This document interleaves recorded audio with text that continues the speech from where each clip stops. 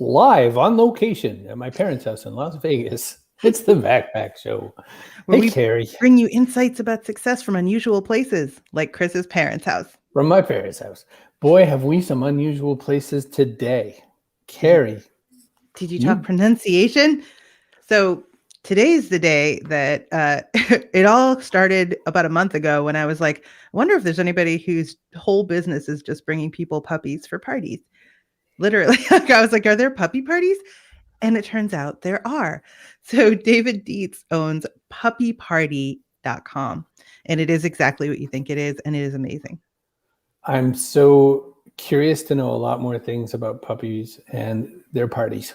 Hi, everyone. Tim Kitzrow from NBA Jam and NFL Blitz, welcoming you to The Backpack Show.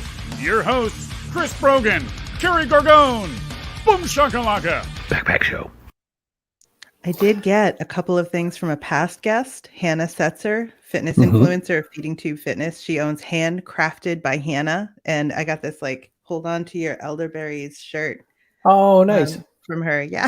I felt like I should mention it because I had to. That's great. Hold on to your elderberries. Yeah, hold on to your elderberries. Very nice. And some like stuff for your lips and stuff like that. She makes all different kind of elderberry stuff. So I'll let you know how the jelly is. Oh, please do. I'm down for some Handcrafted by Hannah.com. Very cool. Thank you so much. So listen, we are going to read a couple quick ad reads. So we're sponsored by StreamYard. You want to make your own video show? You could do it this easy. You could just go on the road if you want and make the show anywhere. cbrogan.me/StreamYard gets you this really cool video service. You can launch a show from anywhere. Obviously. Hey, you don't like video? Let's do an audio podcast. Castos.com is the host of the Backpack Show. Anywhere that you can listen to a podcast, you can get our show thanks to the nice people at Castos.com. It is so easy to use. It's such a swell product. Our friend Matt Medeiros works there, Castos.com. And we have a couple more reads throughout the show. Oh, I just realized I have to delete our... Hello, Joe Jaffe. Joe Jaffe healing up, hopefully home. I hope you are home. I hope so. Get better soon, my man. Carol Alouf. Bonjour. And yes, I'm looking to get my mom and dad on there Friday.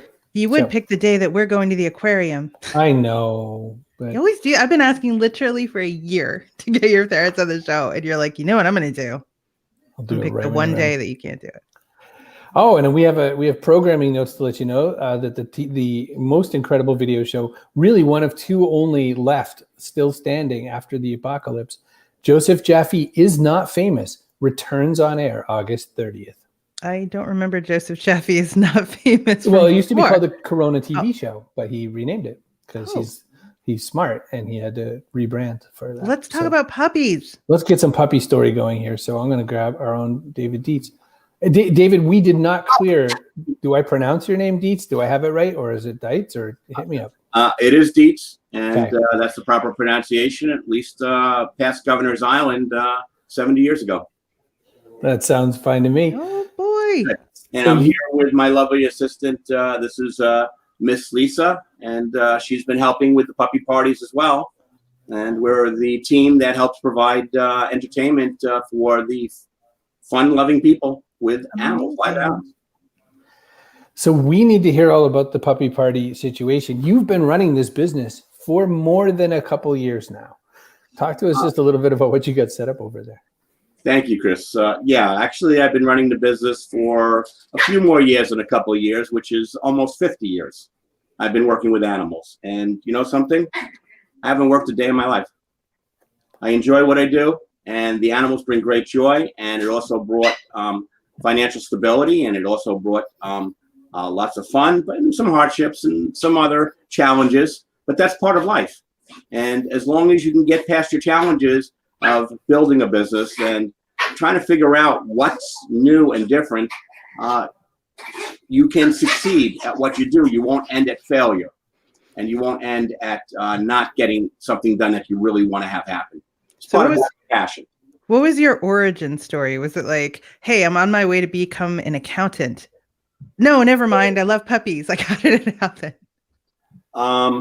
So it's interesting that you brought that up because it was actually a miracle that happened. It's a real bona fide miracle that put me in from, because I'm, as a kid, 16 years old, I loved animals, and I became learning to be a dog groomer.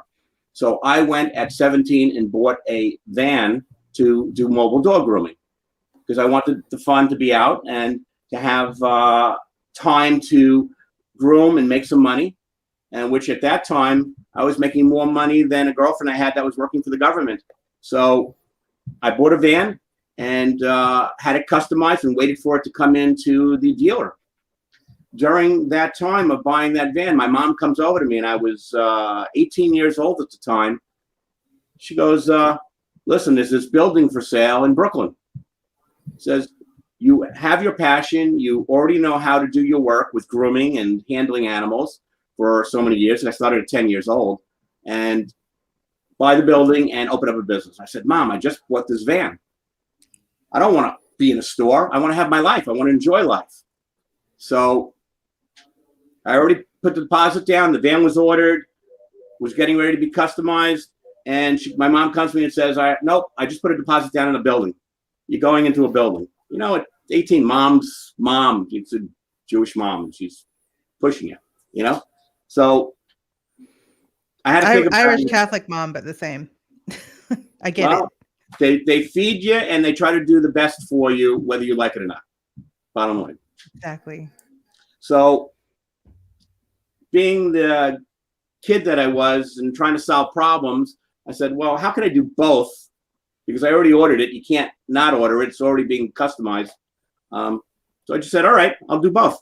And as 6 weeks had to go by before the van came into the dealership in the Brooklyn area.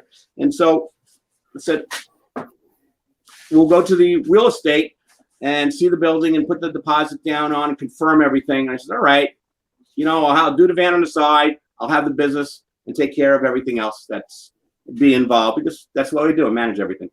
So I waited 6 weeks. Dealer calls me up and goes, the van arrived. When can you come over to get it? And I says, well, whenever. And he goes, tomorrow. So I went over, got all the money for it. It was about $28,000 at the time. The van? And got all the money up because I'm a kid. You know, where do you get that money from? I don't know. I saved it. Do you fill the van with puppies at that point? Does that include the puppies, or that's puppies just the were not van? involved in any of this. Okay. Dogs were not really involved in any of this. We're starting out from where you had said what got you started, Yep. What's the miracle involved in, what changed your life, what was the moment that changed. And this was a verified miracle. And I'll explain why. I still can't believe it 40 years later. I still can't believe it. So I went to the dealer with the check to pay for the vehicle, and he says, sit down, let's do the paperwork, and the van is being prepped in the back. And I'm thinking to myself over and over, says, I really don't want this van. I really don't want this van. I really don't want this van.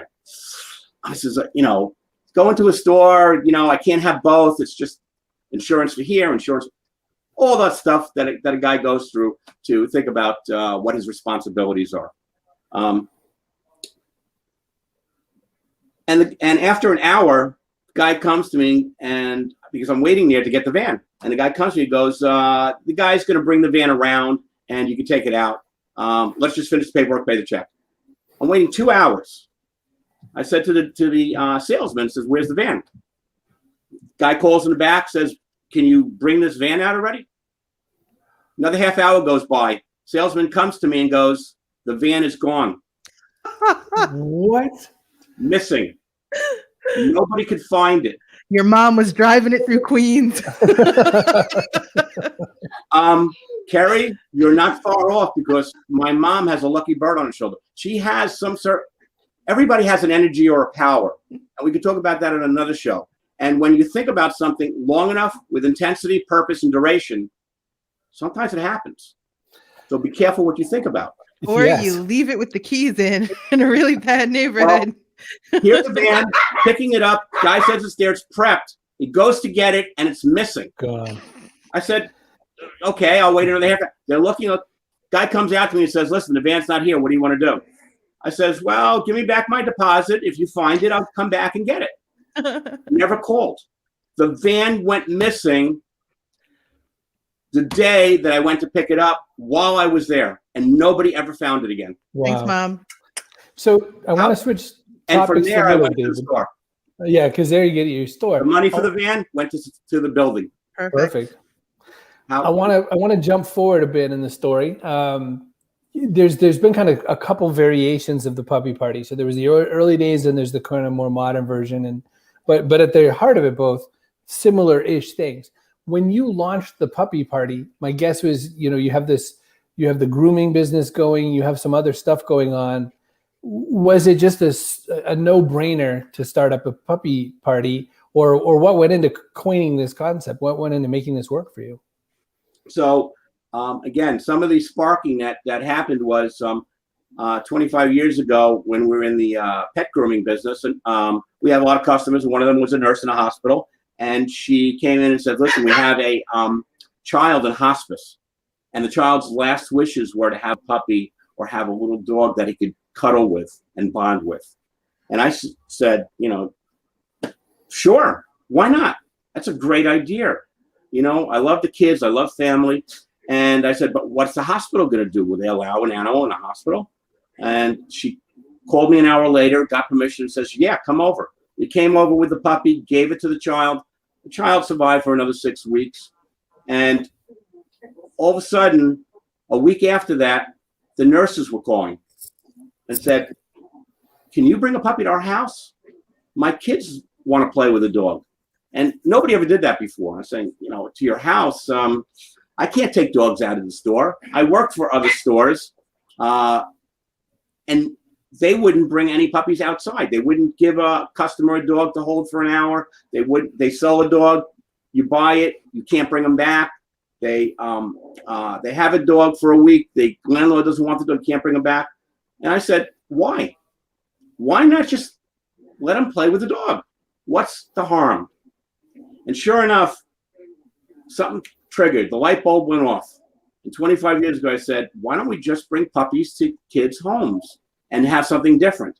And I'm about doing something that nobody else does before, that has success and is fun and people can have memories with. And I said, what better memory? Can I have the brown dog? What better memory than to have a little baby that we can go over to the house where all the kids interact with them? Oh, who's your puppy? Oh, the And best. all the family interacts. Like when you have, there's the other guy going over there. Where is he? He's trying to look where his friend went. Where everybody's involved, because like the regular parties they have today, you have a magician, you have a clown, you have a face painting. Maybe the kids playing a jumping thing.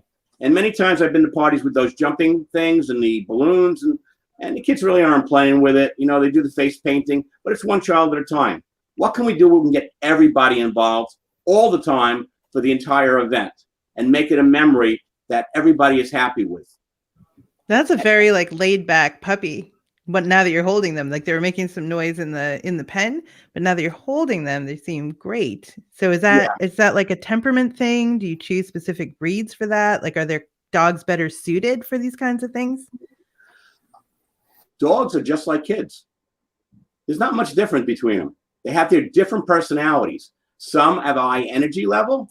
Some have just quiet. They just hang out. Some just like to sleep. Like your Maltese and your Shih Tzus, they're kind of low energies. They'll sit there, they'll play. But then your terrier groups, like this guy who's popping up over here, and you can pick him up for me. He will run everywhere. This guy will be nonstop. When he gets home, oh my God. Oh, Lovins. Oh, wow. Oh, so happy. He's loved to play, and he's a high energy. That's great for certain kids. And we do pick the dogs because we do parties for kids that are 2 years old to 70 years old. So there are different breeds of dogs for each age group. The 2-year-olds will give a dog like this, because when you put the dog down, he stays there and doesn't bother the kids, or the 3-year-olds, the 6-year-olds. Your dividing line is like 8-year-olds to 12-year-olds, where you need more of an energy dog. And that's where we pick out sometimes bigger ones, sometimes smaller ones. After doing it for a while, you get to know which people have the best times and which dogs have the best times. And we also try to rotate the dogs so everyone has an opportunity. And the kids just love to have fun with the puppies. You also have to know that this is a energy level that is a win-win for everybody. The dogs go out because they need to play. They love the exercise. The Department of Agriculture, which we're registered with and regulated, actually has in their bylaws for us is you have to have the dogs have 2 hours of activities a day, in the morning and at night. You have to take the dogs out, and then you have to write a form so they can see it when they do an inspection that the dogs got exercise and playtime. Well, what better way to satisfy the Department of Agriculture than to have a puppy party? But then they get back, and the challenges in life where they go, now you need to be licensed. Where do you get the puppies, David? Yeah, so all our puppies. So now that the government is involved, we get inspections every month from the Department of Health, Department of Agriculture, and the USDA Department for Care and certifying that our business is clean, ventilated, lighting. We get them from all private breeders, and they come anywhere from Florida, Connecticut, Long Island, Missouri, and states in between, because we have to find now A-class registered breeders. They're much fewer and far between than your standard B-class breeders, which don't have all the inspections. And that means that it's supply and demand now. And so this puppy, believe it or not, whereas 10 years ago you could probably buy for $300, is now $3,000. Wow. And that raised the price for everybody. I'm going to see what a $3,000 puppy looks like. Do something, puppy. Just kidding. Yeah. Well, he's still a baby. And remember, babies, like infants in a crib, he's only 2.5 months old. He's still growing. So this little... How big will that one get? He'll get to be about 9 pounds, 8 pounds. So still a small dog. Yeah. They're little dogs all the way around. David, we have to put you backstage for just a tiny bit. We have to do a quick ad read at 60 seconds. Don't go too far. But we'll be right back with more puppies, more stories. We got to learn about that. Lovely assistant Lisa's other business and more. Stick around. Don't anyone go anywhere. Lots of puppy pictures too. Many puppy pictures to look at. All right. So we have people are on board. Elizabeth's like, give me some puppies. Yeah. Yeah. These are all the breeder ones. These are the top of the shelf puppies. So we are sponsored. If you want a .online domain, we're sponsored by the people at .online. So you can go get your own .online domain. See brogan.me/online. Maybe puppies.online is available. I wonder if you could use shelter puppies. I have a question when we get back. Well, I guess we'll ask the question. Use the code Chris, all caps. All caps, everybody. Don't forget those caps. Hey, our favorite search engine is presearch.com. You don't need to use Googla. You can use presearch.com. So go to presearch.com. If you remember to log in, you can get really cool crypto coins from Kate Colgan's friends, Colin Pape and everybody. And it's a really interesting, worthwhile browser and great story. Or you could do the Brogan program and not log in and not make any crypto rewards, but still get a really great search engine. Forget about it. All right. So that's it. 60 seconds. We did it. So we're going to grab our man David back. We're going to grab assistant Lisa back. I don't want to cover him. I want to show some puppy pictures. Well, we're going to show some puppy pictures right over your head for a minute. So all over all our heads. That's the bachelorette party. So much fun. The bachelorette party with puppies. Oh, and what about this one? Movie star parties. You know, we've given parties to people such as Jake Gyllenhaal, Gwyneth Paltrow, Julianne Moore, Ice-T, Stallone, Ice-T, Coco, Horseshack. That's the 1975 band. Horseshack, no kidding. Oh my gosh. James Gandolfini when he was around, and even including we did a party for Kim Kardashian. Wow. So the parties attracted a lot of success. Corporate parties that we had, many corporate parties, colleges. This is like a me party. Like, I just want some puppies and I'm all by myself. Bring me some puppies. There she is. A me party. I don't know too many people who don't like pets. especially little loving, kissing animals like you saw. So You know, they sweet. just want love. So could you use shelter puppies or not? Like because of the regulations the way they are? No, the regulations are very strict. We do get inspections. So we'd have to be licensed to do a shelter or a rescue, which we're not. We are a pet distributing facility, which means we need a Department of Health license, Department of Agriculture license, and for puppy parties, we have to have a Class C license or called a circus license because we transport animals to people's homes for entertainment businesses. And that's a circus. That's considered a circus. And you have to be registered. So we're the only ones in the United States that do this.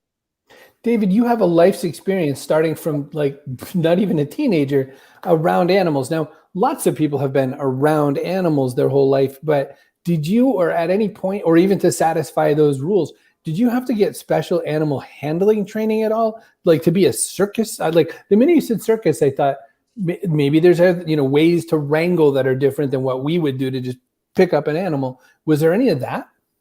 Sure. Well, before you can open a store, you have to get the Department of Health permit, which means you have to go in for a 2-day training session.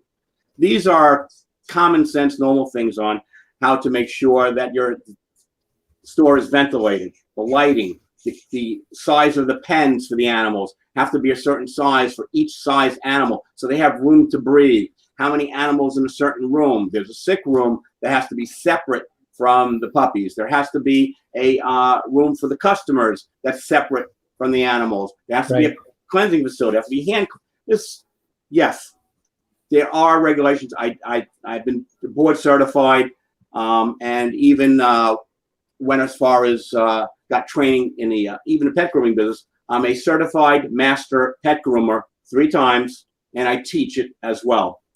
But that's what I do. This is what I enjoy. It's a passion that you have. So you name the puppies, David, or are you afraid to get attached? We don't name the puppies. We allow the kids to name the puppies. So when we go to the parties, part of the activities are toy time, so the kids can bond and teach the dogs to play with the toys. You have brushing time. So it's inclusive and interactive for everybody. Nobody gets left out. And the name time is part of the activities. So the kids, if they get a winning name, when we vote on it during the party, that name can stay with the dog when he's adopted for the rest of his life. Wow. So kids feel they actually did something so important as to give a lifetime change to an animal. How enrolling is that? It's huge. David, you showed me before we went on air something that I've been coveting ever since. And besides that, you also showed me these really cool stickers.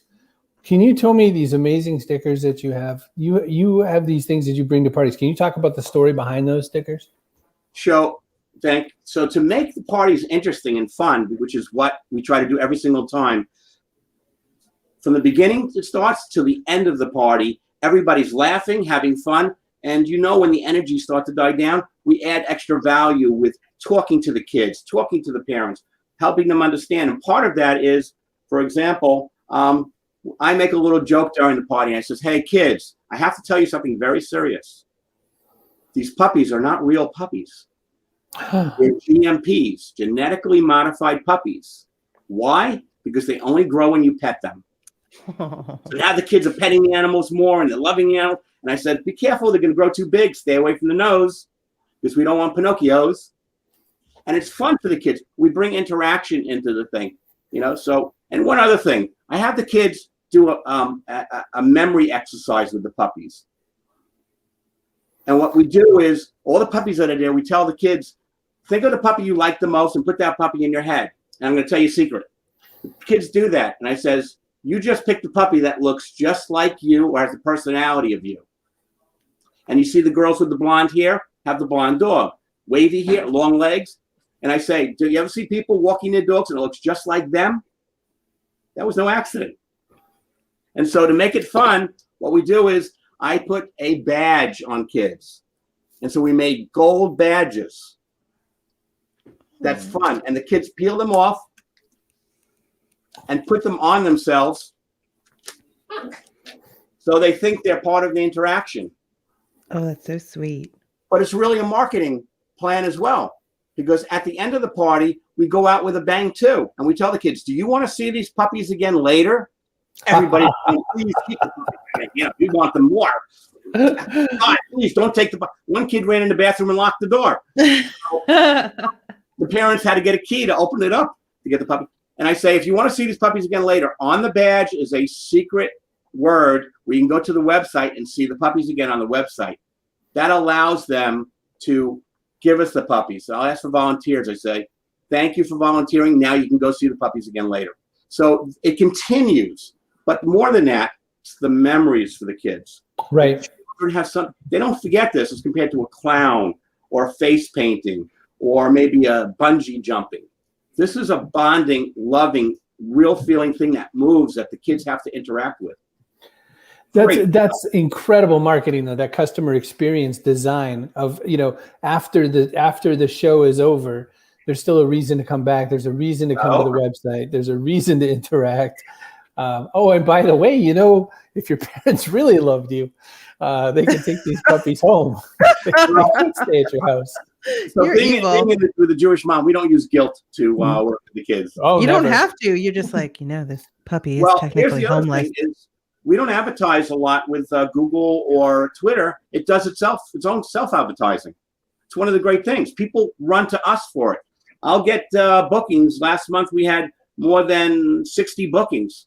I didn't advertise. What a great business model. And you know what? Beautiful. I'll be retiring soon and want to hand the business off. You know somebody who wants to take it over and make themselves $500,000 a year? They got a lot of learning to do. They've got a lot. I'm telling you, I was like, one day I was like, I wonder if there's someone whose job it is to bring puppies to a party. And like one result returned. Was you. One. Yep. And David, so we do also colleges, stress relief, cuddle parties for bachelorette parties. And yeah.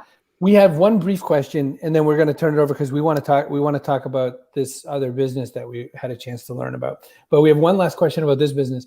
COVID obviously made a big dent, a big smoking hole in the ground. What happened in 2020 for you and your business, and how did you pivot to keep that rolling through 2020? So we almost went out of business, and it wasn't for the fact that perseverance, determination, love for what you do. We had 5 months of no business. For the first time in 40 years, we're open 7 days a week, except for Christmas and New Year's. And we were closed for 5 months. Wow. You give the puppies a day off for Christmas. You're like, yeah, hey, there's still somebody here taking care of the house. We'll bring them in. Okay. So my assistant bought something else. This is a very rare tricolored Pembroke Corgi. Wow. On here. Yeah, I know. Who's your daddy? Oh my God. Who's your daddy? You know, I wanted to say something about this, David. This interaction here, like if anyone had that like weird, experience of thinking, well, how do you know these animals aren't being exploited? Every one of these animals loves your face. So, clearly they're doing fine for themselves over there. They go right in there. After working with animals, you know the secrets of how the laws of attraction for the animals and how to work with them, even the most aggressive animals. There's a lot more behind it, and we can talk about that in another era on how to create success for your life, your business, and happiness. So right. COVID killed off a lot of the business, and when it came back, I had 20 employees before COVID. When it came back, I only had 6. How do you run a business with a skeleton crew that requires animals? Well, the owners come in. Me and Jayi were every day on our knees, cleaning, caring, feeding, running, playing with the animals to make sure it was successful until it built up again. It's nothing new in business because life is a wave. It goes up and down. And so when it came back, the employees that we had also said, besides COVID, says, we're not doing puppy parties. We don't want you to go take the puppies out and do that because you're taking the puppies away from a sale because they were salesmen. And we can't sell the puppy. And I said, well, you're killing off this part of the business, and it's fun, and it earns a living to pay for the medical bills and pay for the store and the rent. Right. And the guy goes, if you do that, and I remember the day right after the government allowed stores to open up, because we were essential to for the customers. Guy says, if you bring we had one party that we started, just one, for the whole month. if you bring the puppy, I'm quitting. Ooh. So I told the guy, I says, all right, I won't do the party. I'll call the people and cancel it, because I wanted my employees were more valuable than to try to do the party. Well, the customer was crying and saying, please bring us the puppy. I'll do anything. I'll pay you more. I'll pick him up. We just got to have this party. And I said to the worker, I said, listen, it's got to happen. I said, no, can't happen. My employee was that more powerful. Customer called the employee. After crying to the employee says, all right, fine, go do the party. But I said, why? Why not do the, what did it hurt? After that, that person left anyway, as people do, you know, the negatives. Some people have negative energy. And I started to build it up to the point where last month we had over 60 bookings. It's, everybody wants it. Then, so you had to hire fast then, because you had like 6 employees, and now we're back and everyone's like, now I really want some puppies. We're doing it ourselves, me and Jai Wow. from China. We taught her to drive. And so now she's out helping to do parties, and I'm out doing parties also, because it's not difficult to do when you love what you're doing. Right. Yes, it's not necessarily everything you've ever wanted, but to have to jump in a truck and go bring a bunch of puppies somewhere for watching people get excitable, it's not the worst torture. It works great, and it's success, and it's a win-win-win for everybody. So that's what we did. And All right. quite again, Jay. You don't just bring stickers to these parties. You actually have forever bouquets. Yeah, we want to talk a little bit about this other business. We want to see what's going on. Yes. So in the creation of things that are out of nothing, you have to think about it, what you want, long enough. And when you think about it, if you really enjoy it and you feel passion, you feel love, you can start to do something with it. You talk about it, brings out the energy, and then you start to do something. And this is how I live my life for all these years, to the point where I actually had it tattooed on my body. So we put on these sayings, and I had this done in China, which is Zheng Mun Sheng Bian Chen Zhen. That means have your dreams, but make them real. Go there. So have your dreams, but make them real. And one of the things I said was, when we were in China, in the Yiwu market, shopping around, I says, wow, these products are really cute. And I see what they're making bouquets in China, but it's not in America. And what they were making were bears made out of flowers. Oh, Let me so zoom that up sweet. again. So cute. So I said, well, Jai's creative, which I didn't know how creative she was at the time when I met her. And she started making them. And she started putting I says, wow, let's bring it to America and see if she can make a little business. And more than that, just keeps her busy, you know, and gives her something to do, so she has some passion or some hobby. And, you know, every woman wants to know that they made us $1 or $2. You know, it's important to feel productive. So, and I said, well, we're doing the puppy parties. Mm-hmm. Let's do puppies. Oh, puppies. So we made Let me puppy zoom that up a second. flowers. Look at that. Cute. And we give them out sometimes to the kids' parties. When we have a big enough party, we'll give out puppy flowers. We'll give out puppy pillows, which we have. You can see on the site. Even puppy socks or animal socks. We have with Wait, kids. like wear socks them. for people with puppies on them, or like little socks for puppies? No, socks for kids with animal feet. It looks like the animal feet when they're running around, all the kids. Whatever I was thinking, that's so much better than that. What you said. And then create other things. We make little hats with puppies on them, and head barrettes, and bungee cords, and pocketbooks with little puppies. Because the kids want that, and it's a great activity for the kids. And that would be under the puppy party. Oh, so am I going to a different place now? Am I going to puppy party? You go on a header on the puppy party. There's the masks, pet masks at Puppies. So I couldn't find. Oh, shop right there, gift shop. I went right by it. Like someone should put up a header that says gift shop. Shut up. I'm in a whole different screen. I'm not even looking at you guys. So there's your pet pillows. Oh, so cute. Cats for the cat lovers of the world. Evidently, there are such. And then what we do is we give them to the kids as gifts. because Fun. it's always about in life is what a powerful man once told me. You need to give back something if you're getting. If you're successful, you're doing okay, you need to give back in life, because you know what? It comes back to you in other ways. So it's called paying it forward. And that's the philosophy I live, and I do that with customers. I do that with kids. I did that with friends and strangers, even strangers. Where if I see somebody that's walking on the street, a man, somebody who's having a difficult time, I'll walk and says, hey, what's going on? They just need to talk about something. And you know what? After they talk and you bonded, a whole weight gets lifted. And the same world thing, opens up. the puppies open up their creative energies, and making flowers, that's fun, that allows you to have tremendous enjoyment. There's nothing wrong with that.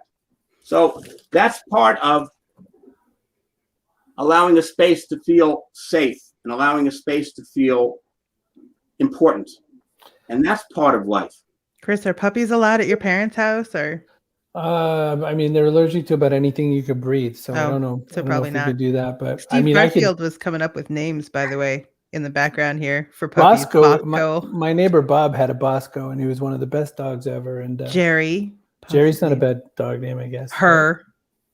That's the worst. So, funny story, on our street, there's a dog named Roscoe that we see every once in a while and pet while he's out for a walk. And for a full-on year while we were doing the pandemic block, you know, when you just circle the block, we thought we saw Roscoe in the window of this one house. And it's not Roscoe. It turns out all this time we've been like, so now we call him the fake Roscoe. Yeah. Because we don't know what his actual name is, because he's never outside. So we are at a part of the show where we have to put together a person of the day. So let me hit this little button. Oh, and here's our person of the day. Kaboom! And the only reason I'm going to pick this is because I laughed out loud when Cody said he bought a leash for his son. So Cody Wooten gets to be our person of the day today. Hooray. For no great reason other than he made me giggle with his typical Southern charm and humor. So now we come to the point where we get to ask the question we've asked every guest who's ever been on here, from Sir Mix-a-Lot to Michael Irby, the actor from Mayans. We asked the question, what goes in your backpack? Now, this can be something physical, like a puppy. It can be something metaphorical, like your dreams and plans for the future. So, David Dietz, what do you think goes in the backpack for you? The backpack. Okay, so I'm kind of a outdoorsy type of guy, and I think what goes into my backpack as a physical thing might be a all-purpose tool. Oh, you need something to get yourself out of a jam, or to help solve small problems to get things going. And then when that works and you solve the problem, then you need something to have a Band-Aid to clean it up. That goes in my backpack. Nice. I like it. I think there's a great addition to the backpack right there. Well, one thing I could tell you about animals is that my grandmother had a preternatural ability to not get along with about any animal that ever was. So she loved animals. She thought they were great. But boy, they had a way with her. For instance, my aunt raised horses. And I will tell you one thing. My grandmother had a propensity for pointing her finger around at things. But once she got a little too close to a horse,